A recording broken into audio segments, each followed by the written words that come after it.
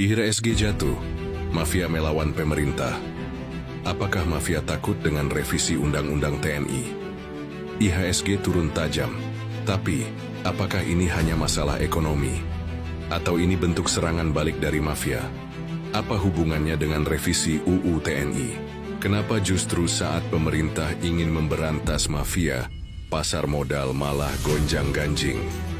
Ada yang aneh. Mafia dan kekuatan finansialnya. Kita bicara tentang mafia kelas berat, mafia migas, tambang, pangan, tanah, kesehatan, dan hukum. Mereka bukan hanya punya uang ratusan triliun, tapi juga jaringan politik, intelijen bayaran, hacker, dan backing militer. Mereka ini bukan pemain kecil. Mereka bisa mengontrol harga minyak, pangan, bahkan hukum. Dan sekarang mereka pakai ekonomi sebagai senjata untuk melawan pemerintah. Kenapa mafia marah? Karena revisi UTNI berpotensi memberi kewenangan militer untuk memberantas mafia ekonomi. Ini ancaman langsung bagi mereka. Kalau revisi ini disahkan, maka pasukan elit bisa menyelidiki aliran dana haram. Operasi gelap mafia bisa dihancurkan. Para pemain besar bisa diusut dengan kekuatan militer. Ini artinya jaringan mafia yang selama ini bersembunyi bisa kehilangan kekuatan mereka. Dan mereka jelas nggak akan tinggal diam. Strategi mafia melawan pemerintah. Ini penjabaran singkat strategi mafia buat menyerang balik pemerintah. Jual saham besar-besaran, bikin kepanikan di pasar. Tarik modal asing, investor disuruh keluar supaya pasar jatuh. Sebar propaganda lewat media.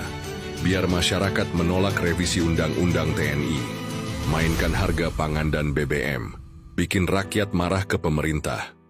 Mereka tahu kalau ekonomi dihancurkan, rakyat bakal ikut melawan pemerintah. Ini bukan teori konspirasi. Ini permainan kotor yang sudah terjadi berkali-kali. Bukti nyata mafia menggunakan ekonomi sebagai senjata. Ingat kasus mafia migas yang bikin harga BBM melonjak? Mafia pangan yang sengaja menimbun beras? Mafia tambang yang bikin negara rugi triliunan? Semua ini adalah bentuk nyata serangan ekonomi. Setiap kali pemerintah mencoba memberantas mereka, ada serangan balik. Dan sekarang, mereka menggunakan IHSG sebagai alat perlawanan. Apakah pemerintah akan menyerah? Sekarang pertanyaannya, apakah pemerintah akan mundur atau melawan balik? Lacak aliran dana yang bermain di pasar. Gunakan intelijen dan militer untuk mengusut mafia ekonomi. Jaga kepercayaan investor nasional dan asing. Bongkar siapa dalang di balik serangan keuangan ini.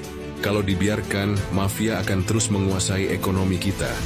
Tapi kalau dilawan, mereka akan menggunakan segala cara untuk mempertahankan kekuasaan. Pertanyaannya, mafia versus pemerintah. Siapa yang akan menang? Jadi guys, kalau IHSG turun, terus mungkin bukan karena ekonomi yang lemah, tapi karena mafia yang lagi ngamuk. Apa pendapat kalian? Mafia bakal menang atau akhirnya tumbang? Tulis di komentar. Share video ini biar makin banyak yang tahu apa yang sedang terjadi.